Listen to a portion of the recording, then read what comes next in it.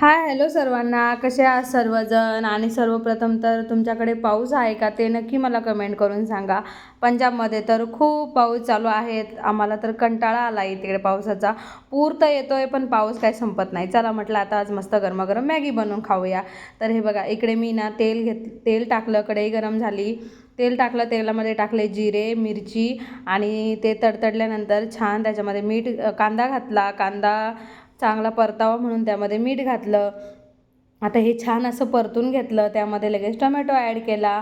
परत त्याला पुन्हा छान असं हलवून घ्यायचं, कारण की ते जेवढं एकजीव होत राहील ना तेवढी त्याच्यामध्ये चव उतरत राहणार. आता हे कांदा टोमॅटो परतल्यानंतर त्यामध्ये टाकून घेतली कोशिंबीर ॲड केली. हे सर्व पुन्हा छान असं परतून दिलं. त्यामध्ये ॲड केली हळद. आणि मी ना 10-10 रुपयाचे 3 मॅगी पॅकेट आणले होते, तर त्यामध्ये 3 मसाला पॅकेट निघाले.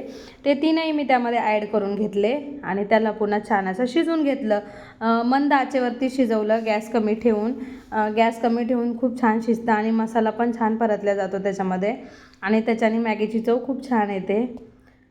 तर बघू शकता, तेल सुटेपर्यंत मी सगळ्याला परतून घेतलं. त्यानंतर 3 मॅगी पॅकेटसाठी 3 ग्लास इथे पाणी टाकलं आणि त्यामध्ये थोडंसं मीठ कमी होतं म्हणून चिमूटभर मीठ टाकलं. पाण्याला उकळी आली, त्याच्यामध्ये थोडीशी मॅगी कुस्करून टाकली.